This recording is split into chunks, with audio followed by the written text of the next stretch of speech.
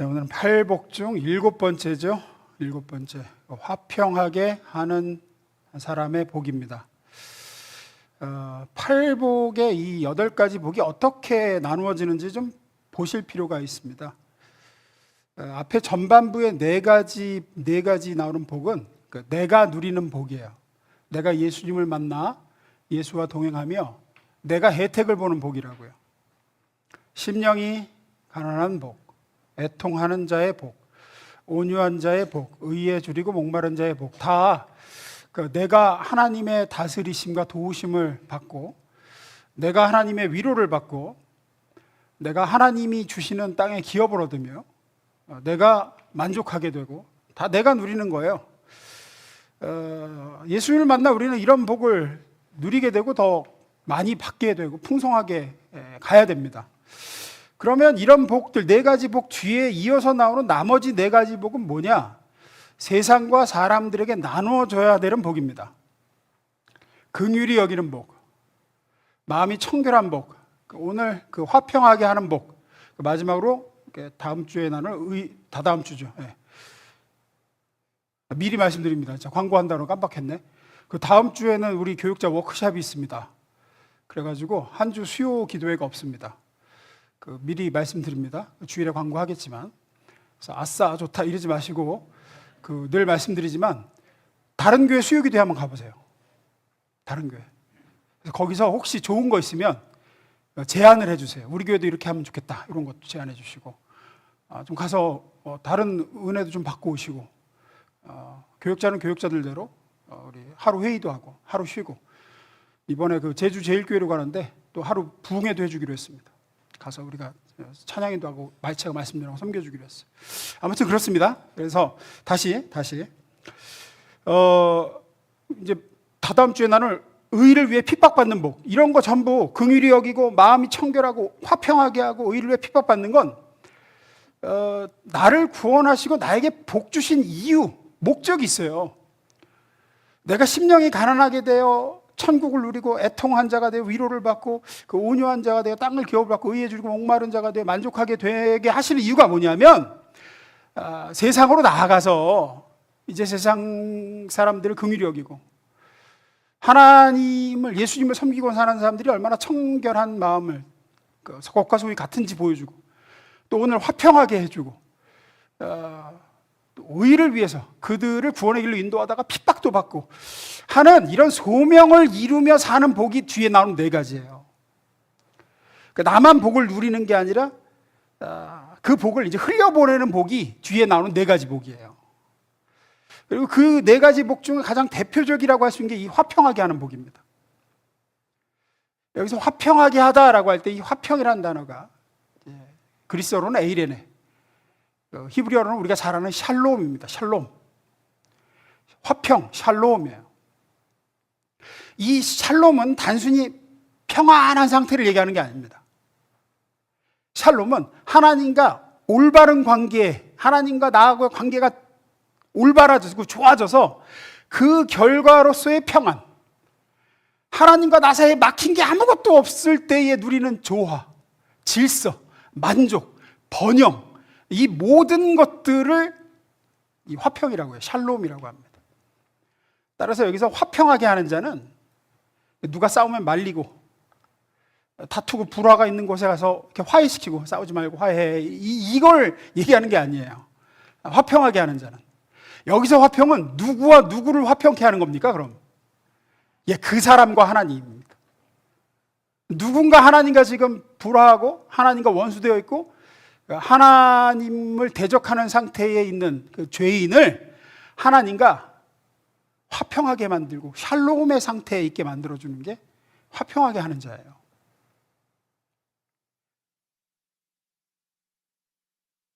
쉽게 말해 잃은 영혼 예수께로 인도해서 구원시키는 게 화평하게 하는 자입니다. 우리가 가까이 지내는 사람과만, 내가 잘 아는 사람과만 내가 관계가 틀어지고 안 좋아도 사람이 금방 마음의 그 평강이 사라집니다. 불편해요. 안 그런 사람은 아마 없을 겁니다. 예를 들어 내가 잘 알고 지내는 사람이 100명 있는데 그중 99명과는 잘 지내지만 한 명하고 안 좋아. 한 명하고. 우리는 99명 때문에 평강을 누리나요? 그 틀어진 한 명 때문에 내 마음에 불편함이 있나요? 예, 틀어진 한 명 때문에 불편한 게 우리죠. 하물며 온 만물의 주관자이시며 내가 가는 곳 어디에나 계시고 내 삶을 붙들고 계신 하나님과 또 창조주와 전능자와 틀어진 불화한 인간은 절대로 그의 심령과 삶에 진정한 평화는 없습니다. 평강이 없어요. 그래서 성경은 이렇게 얘기하죠. 이사야서 57장 21절. 내 하나님의 말씀에 악인에게는 평강이 없다 하셨느니라. 여기서 말하는 악인은 하나님과 틀어진 사람을 얘기합니다. 하나님과 관계가 죄로 인해 단절된 사람을 얘기해요. 그럼 이런 사람이 어떻게 다시 하나님과 화해하고 화목해서 평강, 샬롬을 누릴 수 있을까? 에베소서에 보면 이런 말씀이 있죠. 여러분은 믿음을 통하여 은혜로 구원을 얻었습니다. 이것은 여러분에게서 난 것이 아니요 하나님의 선물입니다. 어떤 선물? 원수된 것을 십자가로 소멸하시고 이 둘을 한 몸으로 만드셔서 하나님과 화해시킨 선물. 예수 그리스도를 십자가에 못 박으사 죄인이 초래한 하나님과 불화하게 만든 그 근본 원인인 죄를 그 죄인에게 묻지 않으시고 자기 아들에게 물으사 하나님이니까 인간과 화해하시려고 무슨 일을 하셨는지 우리가 알아야 돼요. 그러니까 하나님이 인간과 화해하시려고 그 불화를 초래한 그 원인을 인간에게 묻지 않으시고 자기 아들에게 물으신 다음에 우리 화해하자 이렇게 하신 거란 말이에요. 예수 그리스도를 통해서 우리도 하나님과 불화하던 악인이었고 죄인이었어요. 하나님 없이 살던, 그래서 평강이 없던 사람이었습니다. 그런데 화평하게 하시는 예수, 화목제물 되신 예수를 만나 하나님과 화평하게 되었고 샬롬을 누리게 됐습니다. 어떻게 우리가 그 예수를 만나 하나님과의 샬롬을 누리게 되었는가? 하나님이 내게 화해의 손을 내밀었다는 사실을 누군가 알려주었기 때문입니다.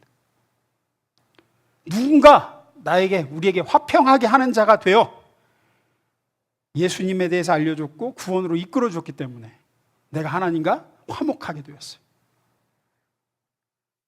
그렇게 샬롬을 누리는 우리도 당연히 하나님이 당신에게 화해의 손을 내밀고 있습니다 라고 예수를 전하고 구원으로 인도하는 화평케 하는 자가 되어야 된다고 예수님이 말씀하시는 거예요.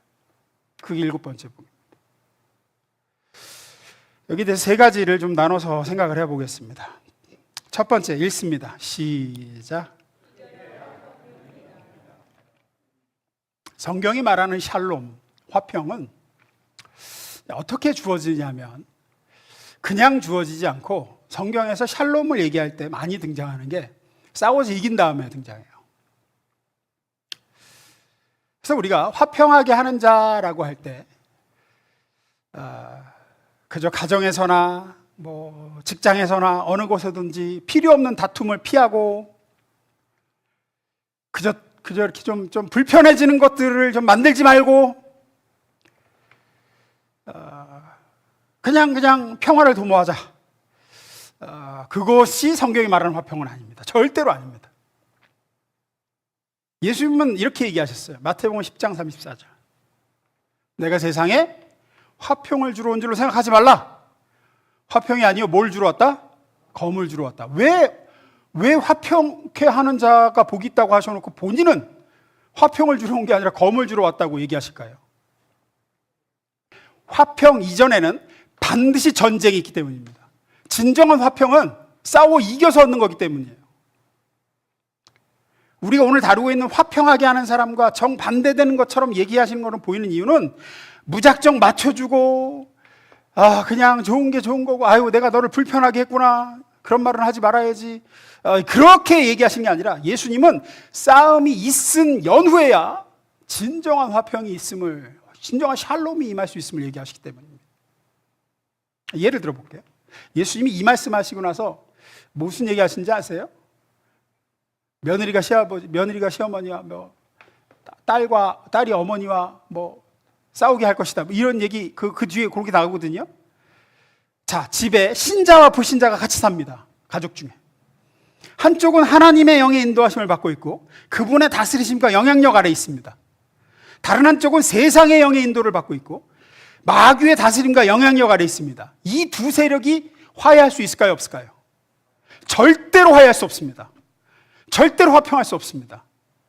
이 세상의 영, 이 세상 임금인 악한 마귀는 하나님의 다스리심을 극도로 미워하며 하나님을 어떻게든 대적하고 거스리며 무너뜨리려고 하지 일시적인 휴전은 있을 수 있어요.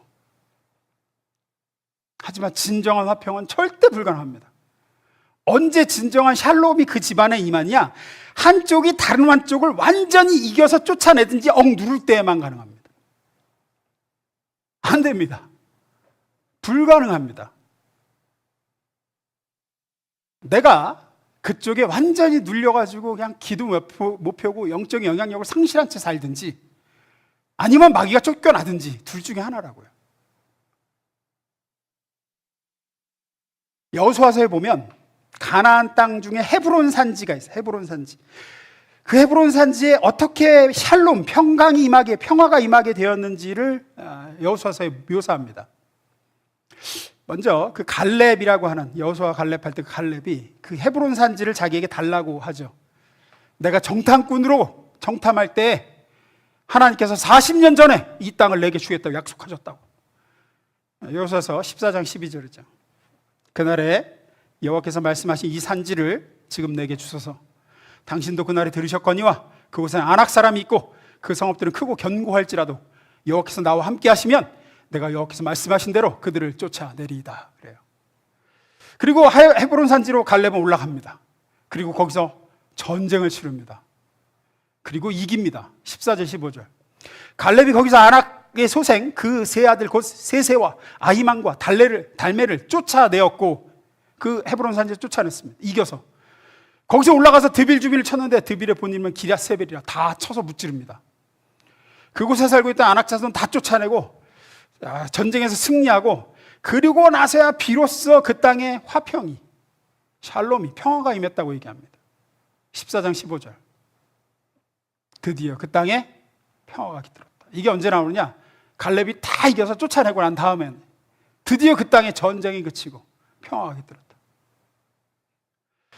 여러분, 가정과 내 직장, 내 교회, 내 심령에 어떻게 하나님의 샬롬과 평화가 임하는지, 어떻게 화평하게 하는 자가 될 수 있는지 성경은 분명히 얘기합니다.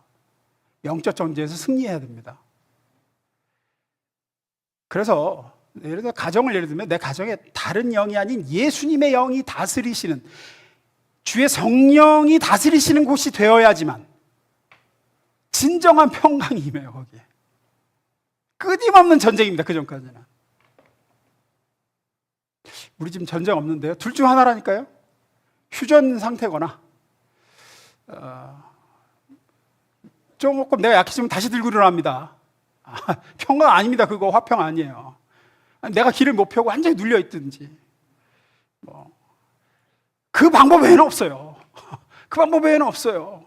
유다서 1장 3절에 그래서 이렇게 얘기합니다. 사랑하는 자들아, 우리가 일반으로 받은 구원에 관하여 내가 너에게 편지하려는 생각이 간절하던 차에 성도에게 단번해 주신 믿음의 도를 위하여 어떻게 하라? 힘써 싸우라는 편지를 너에게 권하여야 할 필요를 느꼈노니. 거기에 샬롬, 화평이 임합니다. 이겨야 됩니다. 그럼 어떻게 싸워 이겨 화평을 가져올 수 있을까? 두 번째, 읽습니다. 시작. 중요한 포인트입니다. 사람과 싸우라는 소리가 아닙니다. 사람과 싸우라는 소리가 아닙니다. 그 뒤에 역사하는 악한 영을 대적해서 이겨야 됩니다. 몇 년 전 사도행전 강해 때 나누었던 바울의 1차 전도여행 부분을 좀 다시 살펴보겠습니다. 사도행전 13장입니다. 제가 있습니다. 온 섬 가운데로 지나서 바보에 이르러 바예수라 하는 유대인 거짓 선지자 박수를 만나니 그가 총독 서기오 바울과 함께 있으니 서기오 바울은 지혜 있는 사람이라 바나바와 바울을 불러 하나님 말씀을 듣고자 하더라. 이 박수 엘루마는 이름을 번역하면 박수라, 저희를 대적하여 총독으로 믿지 못하게 힘쓰니. 바울이 구부로, 지금 키프로스라는 섬이죠. 거기에 이름이 바보인데 우리말로 음역해서 좀 그 발음이 이상한데 그 파포스라는 항구입니다. 항구 도시. 그 파포스라는 곳에 총독에게, 로마 총독에게 전도하는 장면이에요. 근데 여기 총독 서기오 바울을 만났을 때 이 총독이 어떻게 예수를 믿게 되는지가 중요합니다. 결론부터 말씀드리면 그 총독을 바울이 설득하고 잘 복음을 설명해서 납득시켜서 예수를 믿게 하지 않았다는 사실을 우리가 주목해 볼 필요가 있어요. 이 총독 옆에 거짓 선지자이자 박수인 엘루마라는 마귀종이 바울이 전하는 복음을 대적합니다. 계속 그 대적해서 믿지 못하도록 힘써요. 안 들어가게 해, 이 총독에게. 즉, 지금 싸움이 불신자인 총독과 신자인 바울 사이에서 일어나는 게 아니라 그 총독 뒤에서 역사하고 있는 박수 엘루마와 바울 사이에서 지금 충돌이, 싸움이 일어나고 있다는 사실을 우리가 볼 필요가 있어요. 바울이 지금 전도하려는 대상은 누굽니까? 총독이에요. 근데 바울이 지금 총독하고 싸우는 겁니까? 아니면 총독 뒤에 역사하는 박수 엘루마하고 싸우는 거죠? 이 구도가 중요하다고요. 7절에 보시면 이 총독은 지혜 있는 사람이다 라고 되어 있습니다. 지혜 있는 사람. 그러니까 배우기도 많이 배운 사람이에요. 또 종교에 관심도 많아서 바울이 가서 전하겠다고 한 게 아니라 바울을 총독 관저로 불러서 하나님 말씀을 듣고 싶다고 자청했어요. 마음이 많이 열려 있죠. 그런데 재미있는 것은 이렇게 지식도 많고 총독 지위까지 오른 사람이 누구한테 지금 붙들려서 좌지우지되고 영향을 받고 있습니까? 박수 엘루마한테. 됐어요. 네, 됐습니다. 그래서 바울이 전하는 예수의 복음이 들어가지를 않고 회방을 받는 거예요. 계속. 이 구도를 성경이 지금 묘사하고 싶은 겁니다. 우리가 구원의 문제, 누군가를 예수님께로 인도할 때, 가정을 구원하고자 할 때, 우리 신자들이 제일 많이 오해하고 있는 것은 내가 말을 조리 있게 잘해서 예수님에 대해서 설명을 잘해주고 복음을 명쾌하게 전에 설득시키고 이해시키면 그 사람이 믿을 거라고 생각하는데 그렇지 않다는 걸 성경은 보여주고 있어요. 이 총독이 언제 믿게 되느냐? 9절부터 봅니다. 바울이라고 하는 사울이 성령이 충만하여 그를 주목하고 이르되, 그 박수에게 하는 말이에요. 엘루마한테. 모든 거짓과 악행이 가득한 자요, 마귀의 자식이요, 모든 의의 원수요, 주의 바른 길을 굽게 하기를 그치지 아니하겠느냐? 보라, 이제 주의 손이 내 위에 있으니 내가 맹인이 되어 얼마 동안 해를 보지 못하리라 하니 즉시 안개와 어둠이 그를 덮어 인도할 사람을 두루 구하는지라. 이에 총독이 그렇게 된 것을 보고 믿으며 주의 가르침을 놀랍게 여기니라. 바울이 박수 엘루마를 대적하여 이기자 총독이 믿습니다. 설득당해서 믿는 게 아니라. 성경에는 한 불신자, 한 죄인을 예수 믿는 사람으로 끌어들이려면 그를 납득시켜야 되는 게 아니라 그를 뒤에서 붙잡고 있는 영적 권세를 격파해야 된다는 얘기를 하고 있어요. 그때에 비로소 그 사람이 하나님과 화평하게 되고 샬롬이 임하게 돼요. 전쟁 없이 샬롬은 없다니까요. 구원은 한 인간의 결심 문제가 아니에요. 그를 붙잡고 있는 권세를 깨는 것으로 얘기한다는 걸 주의 깊게 보실 필요가 있어요. 어떤 분은 그런 얘기합니다. 나는 듣자마자 그냥 믿어지던데 누군가가 엄청 애써 힘써 많은 기도가 쌓였을 겁니다. 몇 대째의 기도가 쌓여서 그럴 수도 있고 많은 주변 사람의 기도가 쌓일 수도 있고 그냥은 안 됩니다. 회방하고 있는 영이 쫓겨나지 않는 이상 이 세상의 신이 불신자의 마음을 어둡게 해서 복음의 빛을 보지 못하게 만들기 때문입니다.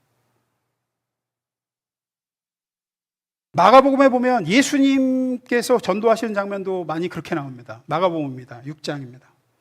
12제자를 불러 더러운 악령을 제어하는 권세를 주시고 둘씩 짝지어 파견하시다. 잘 보세요. 전도하라고 보내시는데 무슨 권세를 주세요? 먼저 악령을 제어하는 권세를 주신다고요. 왜? 가서 복음만 전해라 이게 아니라 듣는 사람 뒤에서 역사하는 악령을 제어한 다음에야 복음이 들어가기 때문이에요. 이 말씀을 듣고 12제자는 나가서 사람들에게 회개하라고 가르치며 마귀들을 많이 쫓아내고 수많은 병자에게 기름을 발라 병을 고쳐주었다 그래요. 여기서 이 순서를 잘 보세요. 예수를 믿으면 귀신이 쫓겨나고 병이 낫는 게 아닙니다. 순서가. 여기서 지금 성경이 설명하고 싶어하는 것은 귀신이 쫓겨나가고 그로 해서 병이 낫고 한다는 것으로서 지금 구원을 얻어야 되는 그 대상인 그 불신 영혼들이 어느 세력 아래 있는가를 보여주고자 하는 거예요. 마귀 세력 아래 눌려있는 사람인데 그 세력이 쫓겨나고 그 세력을 쫓아내야 그들이 자유하게 되고 천국 복음을 듣게 되더라. 그래서 구원이 임하더라. 그 얘기를 지금 하는 겁니다. 복음을 전한다는 것은 설득하러 가고 설명하러 가는 게 아닙니다. 그래서 화평하게 하는 자는 싸우러 가는 자입니다. 먼저 복음이 필요한 자들을 위해 지금 흑암의 권세 아래에서 사망의 종로로 타고 있는 그 뒤에 주인된 권세자들을 깨뜨리러 가는 작업이 전도예요. 이것이 주님께서 복음서에서 그토록 많은 병자를 고치시고 귀신을 쫓아내는 것으로 묘사된 이유가 거기 있습니다.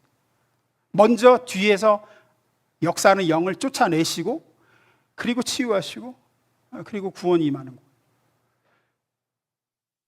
불신 영혼을 붙잡고 있는 악한 권세를 예수님께서 자신의 제자들인 우리에게 주신 권세로 우리에게도 악령을 쫓는 권세를 주셨어요. 하늘과 땅에 있는 모든 권세를 내게 주셨으니 그러므로 너희는 가서 아버지 아들과 성령으로 침례로 내가 너에게 분반 모든 걸 가르쳐 지키게 하라 하실 때 우리에게 똑같은 권세를 주셨어요. 우리는 이 권세를 가지고 물리쳐야 됩니다. 싸우셔야 돼요. 복음을 설명하는 것만으로는 절대로 믿지 않습니다. 사도행전 13장으로 가봅니다. 바울이라고 하는 사울이 성령이 충만하여 그를 주목하고 이르되 모든 거짓과 악행이 가득한 자여 마귀의 자식이여 모든 의의 원수여 주의 바른 길을 굽게 하기를 그치지 아니하겠느냐. 보라 이제 주의 손이 내 위에 있으니 내가 맹인이 되어 얼마 동안 해를 보지 못하리라. 잘 보십시오. 9절 일단 바울의 상태가 어떤 상태래요? 성령이 충만, 성령이 가득 그를 붙들고 있어요. 그 상태에서 박수 엘루마에게 선포합니다. 그러자 누구의 손이, 그러니까 바울이 뭐라고 지금 얘기합니까? 누구의 손이 너 마귀종 위에 있다고 얘기합니까? 예, 주의 손이 지금 네 위에 있다. 이 얘기 지금 무슨 얘기냐면 누가 지금 박수를 쳐서 앞을 못 보게 하는 겁니까? 바울이 치는 게 아니죠. 주의 손이, 성령께서 박수 엘루마를 치신다는 겁니다. 총독 서기오 바울을 붙잡고 있는 흑암의 권세를 깨뜨려 그의 눈을 뜨게 하며 그를 흑암과 사망의 자리에서 건져내게 하는 것, 이게 화평하게 하는 자의 사역인데 이 사역에서 지금 바울이 하는 일은 성령으로 충만하여 악한 영을 대적하고 그러자 주의 손이 그 박수 엘루마를 쳐서 완전히 굴복시키고 그 뒤에 총독이 믿게 되더라 이거죠. 여러분, 그래서 화평하게 하는 자가 되기 위해서 여러분, 하나님이 여러분을 그걸로 부르셨거든요. 이제는 좀 한 걸음 더 나아가셔야 돼요. 내가 심령이 가난해서 천국이 내 것이 되고 하나님의 위로가 임하고 땅을 기업으로 받고 의에 줄이고 목말라서 모든 내 심령에 영적, 혼적, 육적 배부름이 있고 하나님이 그렇게 하시는 이유가 뭐냐면 여러분을 화평케 하는 자가 되게 하시기 위해서 그걸 주시는 거거든요. 그래서 거기서 좀 나아가셔야 돼요. 그리고 그 나아가는 첫 단계는 기도로 무장하고 주님을 의지하고 나부터 성령 충만해서 아직 구원받지 못한 가족이 있고 구원받지 못한 누군가가 있다면 끈질기게 대적하며 기도하고 싸워야 돼요. 여러분, 개인적인 문제를 가지고는 작정 기도도 하고 시간 정해서 기도하고 하나님의 능력도 구하고 그러는데 불신령은 구원을 위해서 그렇게 하셔야 돼요. 내가 이렇게 충만하고 내가 좋고 이러려고 성령 충만 구하는 게 아니라 우리는 영혼 구원을 위해서 성령 충만을 구해야 돼요. 그렇게 하기 위해서 하나님은 우리를 부르신 거고 세 번째 읽습니다. 시작. 화평하게 하는 자의 복을 얘기합니다. 본문 봅니다. 우리 오늘 본문 봅니다. 화평하게 하는 자는 복이 있나니 그들이 하나님의 아들이라 일컬음을 받을 것이며. 그래요. 화평하게 하는 자의 복이 뭡니까? 하나님의 아들이라고 불리워진대요. 하나님의 아들은 아니야. 하나님의 아들이 예수님이야. 근데 예수라고 불리워진대. 하나님 신의 아들이다 이렇게 불리워져. 하나님의 딸이다 이렇게 불리워진대요. 하나님의 아들이면 아들이지 또 일컫는다는 건 뭘까요? 하나님의 아들이 될 것이가 아니라 하나님의 아들이라고 일컫는다. 왜 화평하게 하는 자에게 이런 칭호가 주어지는 걸까요? 유대인들에게 있어서, 이스라엘 사람들에게 있어서 아버지와 아들의 관계는 매우 특별한 관계입니다. 물론 우리도 부전자전이란 말이 있고, 뭐 아버지가 그 아버지의 그 아들 뭐 이런 말이 있고, 아들이 아버지의 뭐 직업과 기술, 재능 이런 걸 물려받는 경우가 많이 있습니다. 하지만 유대인들에게 있어서 그 수준이 아니라 아들은 아버지의 또 다른 분신이에요. 유대인들에게 있어서. 그래서 예수님이 내가 하나님의 아들이다 그러니까 유대인들이 돌들여 쳐 죽이려고 하는 이유가 거기 있습니다. 왜? 하나님의 아들이라는 건 곧 자기가 뭐라는 얘기예요? 하나님이라는 얘기거든요. 유대인들에겐 그래요. 내가 누구의 아들이라 그러면 그 아버지와 거의 하나예요. 하나. 그 분신, 또 다른 분신이라고요.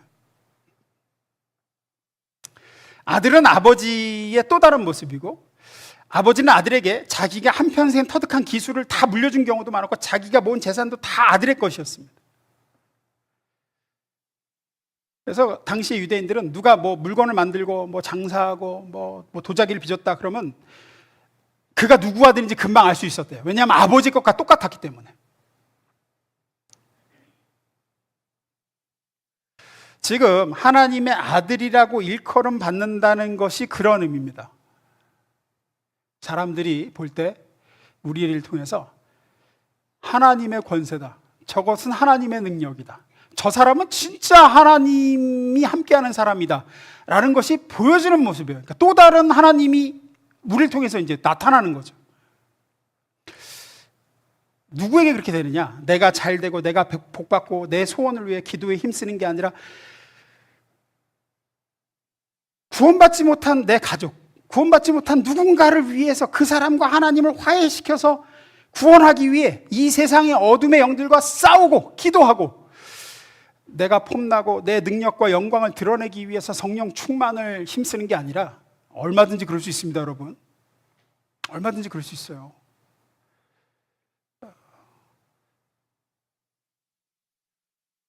성령 충만을 구하는데 자기를 위해서 구하는 경우가 굉장히 많아요.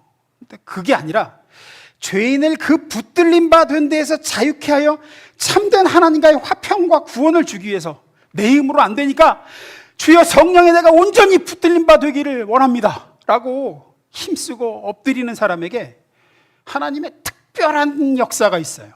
특별한 역사가 있어요. 하여튼가 영혼 구원을 위해서 자기를 내어주는 사람에게는 하나님의 놀라운 능력과 공급의 역사가 있어요. 그건 분명해요. 저는 여러 번 봤어요.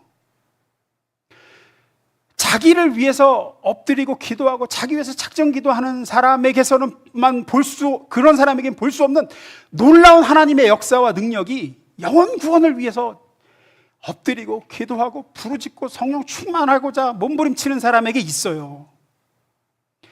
하나님의 기적적인 돌보심과 체험이 있어요. 그런 사람에게 예수님 말씀하시기에 어떤 독을 마셔도 죽지 않고 독사를 집어들어도 해함을 받지 않을 거다라고 하시는 약속이 거기에 있어요. 사실은 저는 많이 봤습니다. 기도하자마자 그 간구한 것이 바로 기적적으로 응답되기도 하고, 1만 번 기도응답 그 조지 뮬러 같은 경우 그 책 읽어보시면 그 사람의 기도가 왜 이렇게 즉각적으로 응답되는지 보면 전부 영혼과 관련되어 있어요. 영혼을 구원하기 위해서, 자기에게 맡겨진 그 고아들을 주님께로 인도하기 위해서. 병이 낫고 귀신이 떠나는 일이 언제 일어나느냐? 영혼 구원을 위해서 할 때, 영혼 구원을 위해서 할 때. 화평을 위해서 일하고 있기 때문입니다. 그래서 전혀 하나님을 모르는 사람들도 그 사람을 봤을 때 하나님의 신적인 능력이 그와 함께 있다는 것을 인정하게 돼요. 예수는 안 믿고 내가 하나님은 모르지만 이 사람은 분명히 하나님의 사람은 맞다라고 일컬음을 받는다는 거예요. 오늘 다뤘듯이 사도 바울이 영혼 구원을 위해서 힘쓸 때 그는 성령이 충만했고 악한 박수 엘리마를 대적하자 순식간에 앞을 못 보는 표적이 일어납니다. 사도 바울이 독사에 물리는 경우가 있었어요. 로마로 가던 길에 배가 파손해가지고 갔다가 독사가 이렇게 나와서 손을 물었는데 사람들이 옆에 있다가 좀 있으면 이제 독이 퍼져갖고 발광하다 죽겠지. 그런데 아무렇지도 않은 거예요. 그러니까 사람들이 뭐라 그러냐? 신이다 그래, 신이다.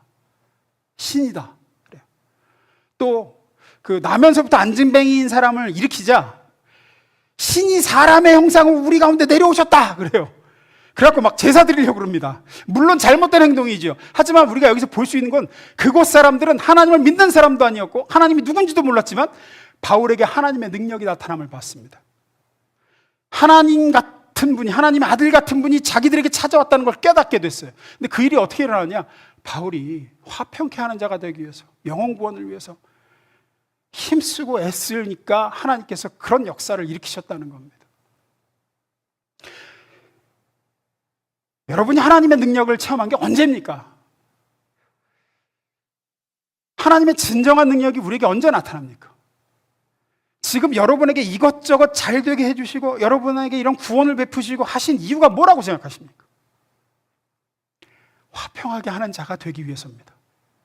그리스도의 증인으로서 내가 예수 모르고 살던 나와 같은 누군가, 하나님과 원수되어 있고 하나님과 불화하고 있는 그 평강이 없는 영혼에게 하나님이 자기 아들을 죽여 당신에게 화해의 손을 내밀었소 라고 전하라고